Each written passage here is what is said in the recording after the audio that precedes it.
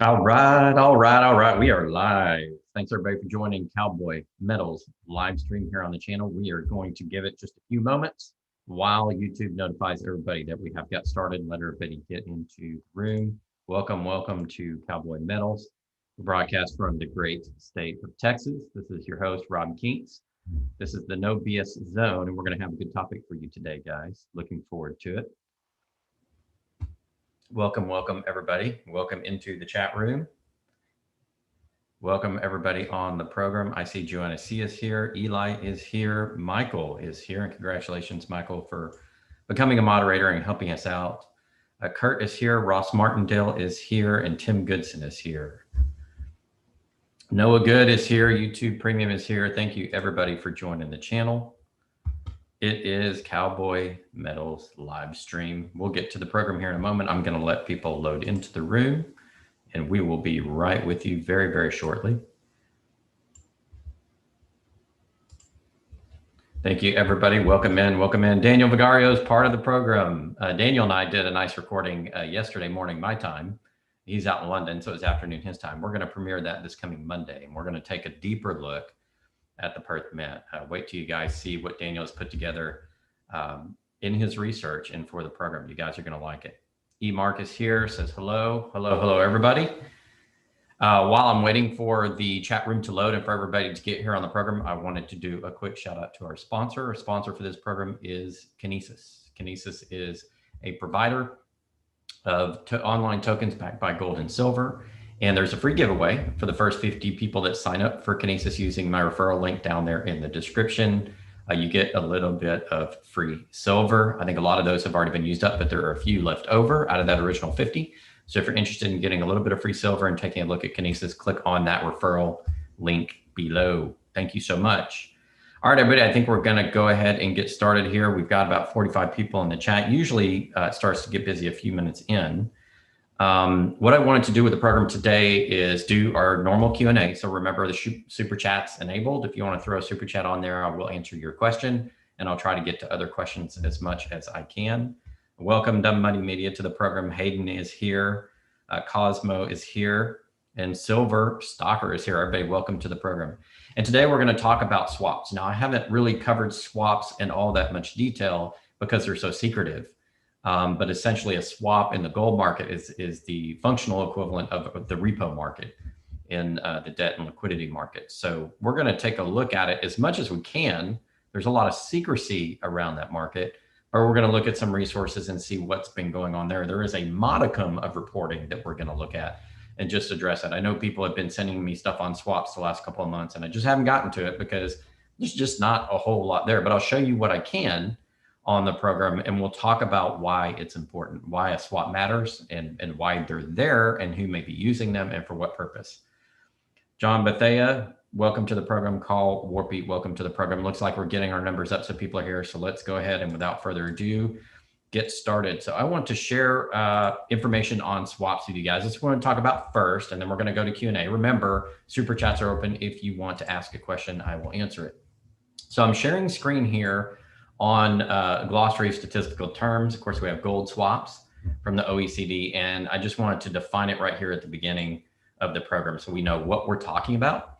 A gold swap is a form of repurchase agreement commonly undertaken between central banks or between a central bank and other types of financial institutions, and they occur when gold is exchanged for foreign exchange at a specified price with a commitment to repurchase. So essentially, it's a repo. It's a gold version of the repo market. And what it does is it provides liquidity between bullion banks, central banks, and also the BIS, because the BIS gets involved here, and we'll get into that in a moment. Now, this is super secretive, and they don't really say what the swaps are actually used for, other than to provide liquidity in the market and their normal financial transactions, according to the BIS. There is a gentleman who's been following this for a very long time, Robert Lamborn, and he writes for GoldSeek. He writes for a lot of places. You'll see this on the GATA website, and he puts together some data, collects some data for us so we can see what's going on with the gold swaps. So a gold swap, again, is lending out metal with an agreement to repurchase at a later date, and there is a price exposure to that metal in the swap agreement, typically conducted between the commercial bank, the bullion banks, essentially, and the central banks, and the BIS gets involved as well. So Robert here in his article is talking about the amount of BIS gold swaps rising in May, despite Basel III. So the thought is on Basel III that there's going to be tighter liquidity requirements, especially on an unallocated market such as the OTC in London. And so he's curious as to why the swaps want to increase, because the swap it's basically a derivative or a repo agreement. And how would Basel III rules affect that? Honestly, I don't know. That's something I can do further research into, but I did want to look at his data. So in this first table of data, he's showing that the gold swaps by the BS have gone up quite a bit. And I'll show you their statement account as of this last month here in a few moments. But it's gone up quite a bit. In March 2021, it was 487 tons. In March a year ago, 326, 2019, 175. 2018 was high at 361. And March 2017, 438. And then before that, it was really low. It was anywhere from 50 to about maybe 200-300. But in the last year, it's really kicked up. So lots of gold being transferred in those swap agreements, lots of exposure to the BIS for that. That's from their annual report. Table B is swaps estimated by GATA from BIS monthly statements of account, which is something I'll show you in a minute. I've got a statement of account here. Now, I'll also show you in a minute why it's very difficult to pull out the swaps from this statement of account because of the way they report. There was a call for being secretive on this as to not to expose this information because it could be sensitive, in particular to governments and central banks. And so they don't give you all the data. But in any case, we think for May of 21, there was 517 tons of swaps. So you can see up here in March, 487. And GATA, looking at the BIS monthly statements of account, thinks April was 472 and then 517. So this number, since the beginning of the year and dating back to last year, has been at about 500 or so. Now, GATA gives a little bit different number than the BIS does because they do some exercises looking at the statements. I'm not going to recreate those, but the amount of swaps has been high. Now, think about what a repo market is. Remember, the swaps is essentially very similar to a repo in the gold market. What does a repo do? It provides liquidity to the system. It provides high quality asset to the system to provide liquidity. It greases the wheels so that people have their overnight money and have their short-term liquidity. So what the swap is doing is it's providing liquidity to the gold market, again, between the commercial banks, otherwise known as the bullion banks, the central banks, and the BIS. They all get involved here. So this is providing liquidity. Why would you need liquidity in the gold market? Well, perhaps there's an exchange that doesn't have enough gold and needs short-term liquidity. Perhaps the London OTC market, for example, which is a derivative market, which has less gold than it does derivative paper, needs temporary liquidity. Suppose somebody needs liquidity for some other purpose to lend it out into the gold market. It's widely believed a lot of central banks have lent out a lot of their gold, leased a lot of their gold into the market for current demand, and there are agreements on the books to get that back.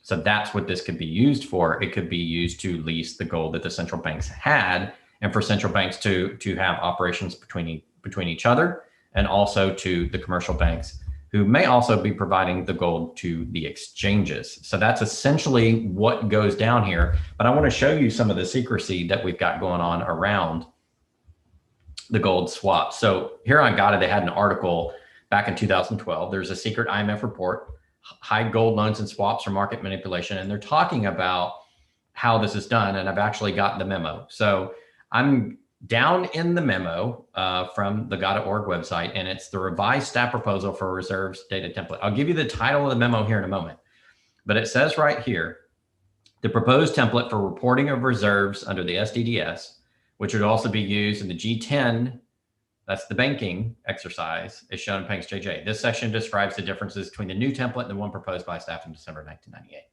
On the asset side of the template, the major changes are the elimination of any requirement to disclose the amount of gold loans and of the explicit requirement to disclose the volume of monetary gold.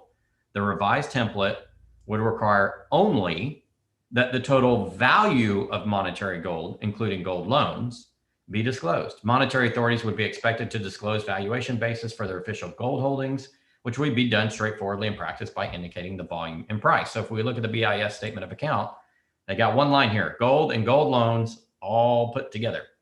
It's not broken out. Why? Because of this agreement to keep it secret, to not state exactly what the value is there so you don't know. That way you can't reverse engineer the transactions like Daniel and I have done on the Perth Mint financials to figure out what they're doing at a debit and credit level. You can't do that with the gold swaps because they're only reporting, sorry, I can't get the scroll work. They're only reporting a one aspect of it. They're reporting an aggregate amount. They're not telling you the volume of monetary gold. They're eliminating the requirement to disclose the amount of gold loans. It only requires the total value monetary gold be disclosed. So you don't know how much is basically swapped out. And so it goes so on and so forth. But it changes the way that they, like the BIS, for example, and these other entities have to report. So this is a document of the International Monetary Fund, IMF, and not for public use. It was March 10th, 1999. That was right after, not after GATA reported, but right in line with what GATA was reporting. This happened in March 1999 from the IMF staff. And it says here, second review of Special Data Dissemination Standard. That's the SDDS that we talked about earlier in the presentation. Special Data Dissemination Standard. In other words, putting this in plain English, they're releasing a memo that says we have special requirements for certain parts of our transactions, which we are going to reduce the amount of fidelity of information that you'll get so that you can't tell what the hell we're actually doing in the swap market. So much unlike the repo market, the global repo market, we have even less information for the repo version of the gold market, which is swaps. So we don't actually know what's going on. And this is why it's very difficult to tell how much gold is available to an exchange, how much gold has been leased from central banks, what all the counterparty risk is in the system, who owns what. This is one of the reasons why. It's all of the secrecy around the swaps. And we're talking about a lot of gold that moves through here. Going back to Robert's report, 517 tons in May alone. That's more than most central banks have total stored up moving in a month. Okay, we're talking about a lot of gold swap movement. This is big, and yet we can't tell where it's going, who has it, what is the counterparty risk, what is the price exposure. We don't know. So you could never do a proper financial accounting. Okay, very secretive. We also have something here from the Bank of England, and this is interesting. I want you guys to pay attention to this. It says, "Dear Mr. Byrne, thank you for further email dated 26 September in reply to Wendy Gavin's response of 23 September. You requested the following information on the Freedom of Information Act." So this gentleman, James Byrne, is trying to use Freedom of Information Act to get more data. And what he requested is right here. One, the amount of 5 ounces of gold held on behalf of the UK government, excluding gold swapped or on loan, meaning he wanted an accounting of actually physical held and then separating out the swaps. In other words, it was going to do what this memo didn't want them to do, is take one line item and break it into 2 line items, the actual physically there and what was swapped in 2 line items. Again, you're going to see they refused it. Number 2, a response to questions 2 and 3 of your emails 5th September, even though the bank may not be required to, as it may be the provision of private banking service and related services. How you interpret the phrase private banking services in the act. So they go on to say here, and I'm going to paraphrase it, this is private information. We don't have to give it to you. It's not necessarily government information. And it's the way that they characterize what the information is, because there could be some private trades in here. So they're not going to disclose it. So he didn't get it. So you see the information's not here. So somebody tried a Freedom of Information Act to get it and couldn't get it because of this memo. They're not going to give it. So again, we don't know what all the flows are, who has it, what all the counterparty risk is, and what all the risk is to each of these entities' financial statements, the central banks, the BIS, and the commercial banks, so on and so forth. So that's why you can never track all the gold in the world. One of the big reasons. You just can't because of the secrecy. Anyway, in terms of the most recent statement account, 31 of May 2021, the gold and gold loans is 46 million, 46,414,000. That's 46 billion because this is in SDR millions. So that would be 46,414. That's a lot. And as of March, it was 41,665. So it's gone up about 5 billion in the meantime, from March to May. So there is an absolute lot of gold swapping going on in the market and a lot of secrecy around it. But it is the liquidity. It's basically the equivalent of the repo market in gold. It's the liquidity in the system. It's how, if one entity is short gold, they can get it on a swap, but they have the obligation to pay it back later. So there's an obligation there. So they'll get the gold, but there's an obligation to pay it back. Now it is risk to the person basically lending it out that they may never get it back, but there is an obligation to get either that, I guess, or I would assume cash. So there's risk there, but it's also how they keep the shell game going, because when you're moving gold around like this between the bullion banks, the central banks, and the BIS, that's why you have, the cup, you have the shell game or the cup game where you put a ball and you have cups and you move it all around. There's only one ball for 3 cups, but if you move it all around, you can make it look like any one of those cups had the ball under it. In other words, we've got the gold over here. Oh, we need gold over here. Well, let's move the cups around. Okay, gold's over here. And it's the same damn gold. Okay, you just move it around like you would in the cup game or in the shell game. That's how it works. That's the whole purpose of the swaps. That's why they do it. And that's why you think there's actual less unhypothecated, physically available gold than most people say, because they just move it around as needed through the swaps. And again, there's a crap ton of swapping going on, more than what the average central bank holds every month. That's a lot. Okay. This is kind of the way that works. And that's why we have so much secrecy in the gold market. Now, I can't really give you much more than that because the accounting's not there. The flows aren't there. There's not much more for me to do there, but it's interesting to note that this is much like the repo market. And because we had 2 repo market freeze ups in the US, we had the one in 2008, you had the one in 2019. The question is, where the gold version of the repo market, the swap market, freeze up, will that liquidity freeze up? And will that cause issues with the ability of the global system to provide that liquidity for gold that it needs? In other words, this is part of the squeeze. Think about it. The repo market is part of the global liquidity. They can move around the cups or the shells. And if you're squeezing the gold market, then eventually they may not have enough, and people may figure it out. There's not enough. And the increases in the amount of swaps means they're moving it around more. In other words, they're trying to cover more of these leveraged paper bets in the system. And eventually that's going to break. We don't know when it's going to break, but eventually it's going to break. And that's the significance of the swaps market. Okay, guys, I have these super chats open. If you guys are interested, throw a super chat down there. Welcome to everybody in the program. Cosmo is here. Carl Warpy is here. John Bethea is here. Southern Boy is here. You guys get your comments down there. Ask some questions. I don't see any questions at the moment, so nothing for me to answer. Oh, we got one from Southern Boy. Does the gold in these gold swaps get counted twice? No, it does not, because there was a set of rules in which they agreed that they would not count it twice. And there was a paper, and I had the paper and a link to the paper, but I didn't put it here in the program, that they wrote a paper basically with like 3 or 4 different options for how you could account for that. I didn't want to get into it because it's sort of, boring accounting stuff. Not boring to me, but boring to a lot of people. But there are ways in which they don't account for it twice, supposedly, according to the rules. Now, how well those rules are enforced and what's the enforcement mechanism, I really don't know. So is it possible it gets counted twice? Sure. But I think really what happens is, when you consider the derivative investments, the gold that's sitting in that system is rehypothecated many times in those derivative investments, right? But it's probably less gold overall greasing the wheels, that liquidity, than we anticipate. But you don't know, because when you go to the reporting, it jumbles everything together in one little in one little line item. So you don't know how much is swapped and how much is not, how much is really available, how much is given to someone else and has liability with it. It's really difficult to tell. But I have a feeling, given the increasing amount of swaps, that they're trying to grease this machine, but they're running out of grease, so to speak, and eventually those gears are going to stop turning, and we may have some sort of gold squeeze. I don't know if that's going to happen immediately, but I think that could happen if any sort of panic sets in the market. For example, if we have a major bank failure, if we have a country, fiat currency issue, if we have some sort of deflationary collapse or a mass inflation event in one of the big countries, the big currencies, that could cause a run to gold. And I think very quickly it could cause a freeze up in the swap market, which again is basically like a repo market for gold. So that's something to account for. If we start hearing signs of stress in the swap market and we start seeing people say the BIS swaps have gone crazy, or there's not enough gold, in that swap market, that could be the equivalent of a crisis in the repo market, repo debt markets.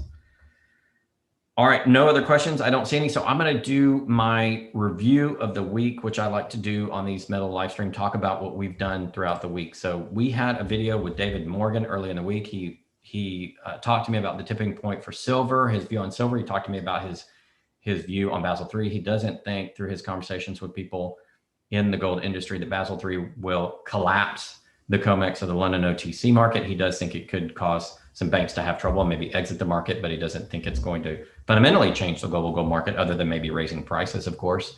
I'm not sure I 100% agree with him there. I'm kind of in between either end. Some people think it's going to collapse the market completely. Some people think it won't change much. I'm in the middle. I think it will change things. It's going to be incremental in the change. And I think there is power shifting to other places. But you're going to see an interview I did with Andrew Maguire. I think that will probably come out Wednesday, in which he says the problems in the London OTC market, the liabilities, in other words, of those derivatives can't be moved elsewhere. And that's what's going to cause the collapse. And he thinks it's going to reverberate around the global gold market. And we'll explain more in the upcoming video on Wednesday. Then we had an interview with Steve Mueller, who is one of our super fans. We started the super fan series, and we talked about the economy, gold and silver, really focused on uranium. He gave his thoughts on uranium. That came out 3 days ago. If you guys have not watched that, go watch it. He's very, very intelligent investor, does a great job on uranium. We like to look at alternative markets other than gold and silver while we sit here and wait for gold and silver to pop. And he thinks his thesis on uranium is very strong, I believe, and he thinks uranium could go up to maybe $200 a pound. And that would be very big price appreciation from where we are. So if you guys are looking for alternative investment ideas, go look at that. And then a couple of days ago, I came out with the story on inflation. If you guys, hadn't been paying attention to your financial news, there was a 5% CPI print this past month, and that followed a 4.2% print in April. So it looks like we're now in the era of rising inflation. We don't think that the Fed is really going to be able to tamp that down. In fact, Janet Yellen, and the government doesn't seem to care. Janet Yellen said higher inflation is better.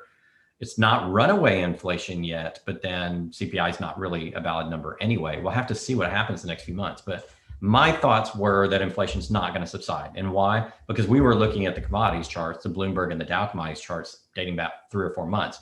And we saw those price spikes after we basically tried to restart the global economy. And it was the base effect of starting from a lower level. But it was also, it shot right through the previous levels of the past 5 years. So we've now shot through the 2016 levels of commodity prices. So we're way beyond the base effect of just restarting the economy and the pull, on those goods and services getting back to normal. We're way past that. So and that hasn't shown signs of stopping. So I think that the inflation, the prices in the economy are going to continue to rise at least for the next 5 to 6 months. So my call is expect inflation for the end of the year, through the end of the year. And I don't think it's going to stop. It may slow down at some point, but that depends on how the economy goes. If the economy starts to slow down, less demand on products, maybe that inflation will start to come off. But I'm not expecting it. All right, I don't see any questions here. You're showing a perfect comparative with gold in the shell game, but can you catch the shell game, but how do you catch the gold swappers? It's good because, you do it through accounting. And this is something Daniel and I talked about, and you'll see this Monday night. We're doing another expose on the Perth Mint. And what you do is you look at the financial statements and you back things out and you look at how, you recreate the ledger entries and the debits and credits. Daniel does a good job of explaining this. We don't have that for the swaps. So we can't do that exercise. We don't know. So how do we catch them? We don't know. I guess when the system collapses, there may be a call for transparency and there may be an investigation, but right now I honestly don't know how you do it. All the people that report on that are like, this is the best I can give you. I can just give you the bulk amount, right? But we really don't know who all the counterparties are. We don't have the ledger entries. We don't have the individual transactions, so we can't really tell you. Emark says, why haven't bullion banks been preparing for Basel III for some time and to reduce their derivative shorts? On the contrary, they're increasing them. So there has been some movement in the COT report. I plan on going through that later in the week. I anticipate that there are some reduced shorts. I've heard that there are some reduced shorts. I haven't looked at the COT report for this past week, but I do think that some of the banks are repositioning, although probably not as much as I would have expected. But remember, for the London market, at least, it doesn't really come into effect until January 1st. They put it off by 6 months. The COMEX, or the American side, and the European are going to be in compliance. I think the OCC said the American side's in compliance right now. There was a press release on that, and Craig from TF Metals put that on Twitter. I saw that also separately. And I think for Europe, they plan to comply June 28, June 29 timeframe. So I think there's still some time there. Thank you, Dumb Money Media, for the contribution.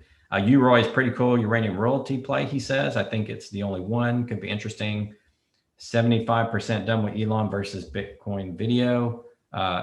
Send that to me, Dumb Money Meeting, when you have it. We'll do some marketing for you. Ander says, Rob, I love the Bitcoin and technology discussions you do on the channel. It strengthens our confidence in gold and silver. Keep it up, please. Thank you very much. So what he's talking about, I actually want to go, let me go to this conversation. Let's share screen. And this conversation that I had with Kurt, called Two Tech Nerds, Bitcoin Scam or Savior. And I had a conversation with Kurt Wuckert. He's chief historian at CoinGeek. He believes in Bitcoin SV, which is a fork of the original Bitcoin blockchain. There was Bitcoin Cash, and Bitcoin SV. And we talked about it. He's very positive about it. He previously read a lot of Austrian economics, was a gold guy, but he moved over to Bitcoin SV and believes that could be the answer to the monetary system, alternative monetary system. I wasn't convinced by this video. I did love the conversation, and we wanted to have what we wanted to do in that conversation here. And it's about a week ago, Two Tech Nerds discussed Bitcoin. What we wanted to do in that conversation is have a respectful conversation and not have it be one of these gold versus, Bitcoin or gold versus crypto shouting matches, because I think those are largely childish and non-productive. So we had a very respectful conversation with Kurt. I asked him some pretty tough questions. There were a lot of open-ended things he was not able to answer and admitted that, but there was a lot of confidence he had in the system based upon the research he'd done. He's a very knowledgeable guy. I encourage you guys to go watch a video. It wasn't one of the most popular videos on my channel because not everybody's into that on my channel. We're a gold silver channel, but I do have a technology background and I wanted to put it out there. I wanted to put an alternative take on the gold versus Bitcoin argument and talk about it from an educated perspective because I have a technology background. So I have 3 technology degrees. So I thought it was a good conversation. It hasn't changed my view on Bitcoin. I'm still not supporting Bitcoin. I still don't see the value in the coin itself. I think it's all in the ledger.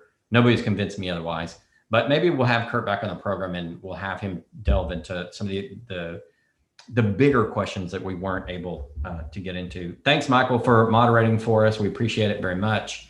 Have a good time the rest of your weekend. Southern Boy says, alternative investment suggestion, interview E.B. Tucker about Nova royalties. We actually had E.B. Tucker on the program a couple of months ago when I was down in Austin. So if you guys want to go review that, it's in the channel list. And we'd like to have E.B. Tucker back on, so I might invite him back on. We basically got our guests booked up for the next 3 or 4 weeks, though. So we have a lot of guests coming on. Remember, tomorrow night, Daniel Vigario, blockbuster video about the Perth Mint. Blockbuster video about the Perth Mint and his analysis. He does additional analysis to what he's already done. And we talk about the Perth Mint. And I'm not going to give it away, but you guys have got to watch that premiere tomorrow night. And then on Wednesday night, we're talking to Andrew McGuire. Stay tuned for that. That's going to be an excellent conversation as well. I do not see any more super chats. Remember, super chats are open. If you want to throw a question down there or a comment, I will read it. And I think we have gone through the Q&A section and we have gone through the content for the program, which is the gold swaps. I'll leave it open for another minute or two if you guys have questions. I don't have any other content for today. Just remember, tomorrow night, another deep dive on the Perth Mint. You don't want to miss it. Silver and Golder Money says, RIP Bitcoin begins June 4th to June 17th. Thank you for the comments. I just love the ping of 6145 HZ 1 ounce. Troy says, hip harp. Dynamite says, hey, Rob, when will you be doing a video breakdown analysis of Kinesis? Good question. So I promised I would do this since they're a sponsor of my channel. By the way, if you guys are interested in Kinesis, want to sign up, I've got a referral link down there. First 50 people will get a little bit of free silver when they sign up. Some of those spots have been taken. There are some available. I did promise I would do a video review of Kinesis. That's going to come up after our interview with Andrew McGuire. I want to have Andrew McGuire on the program first. He's a director of Kinesis. So we're going to have that interview. And then probably next week, not this week, but next week, I'm going to do my own video review of Kinesis and what I think about it. I'm actually going to compare it to some of the private cryptos. Now, Kinesis and cryptos aren't the same thing. Kinesis is a gold and silver backed token, whereas the cryptos I don't think are really backed by anything. And that, hint, that'll be part of my analysis. But I'm going to do an analysis of like Bitcoin versus and Hashgraph versus Kinesis. So stay tuned to that for those of you who are into the crypto end of the spectrum or the gold and silver backed token end of the spectrum. Stay tuned to that. Dumb Money Media comes back. Thank you again for the contribution. He says, if you're interested in different blockchains, try to interview Charles Hawkinson of Cardano. They're setting up a lot of stuff in Africa right now. You know, I've looked at Cardano just a tad bit. I haven't gone deep into it. It does look like they'll have some limitations on transaction speed, although still better than traditional Bitcoin for sure. And I think there are some other aspects that look very promising, but I'm not ready to do a review of Cardano yet. Stavero Shomes, thank you very much for the contribution. It says, when storing gold, silver outside the country, what is more important, the domicile of the company or the location of the vault? Example, bullion vault located in England has vaults in Singapore. So there are laws with regard, as far as I know, there are laws with regard to where the country is domiciled from an accounting perspective, a legal perspective, and a tax perspective.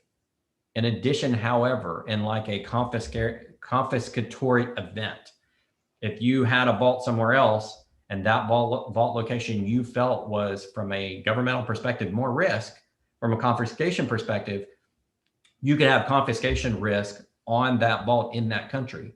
It doesn't matter where the home country is domiciled.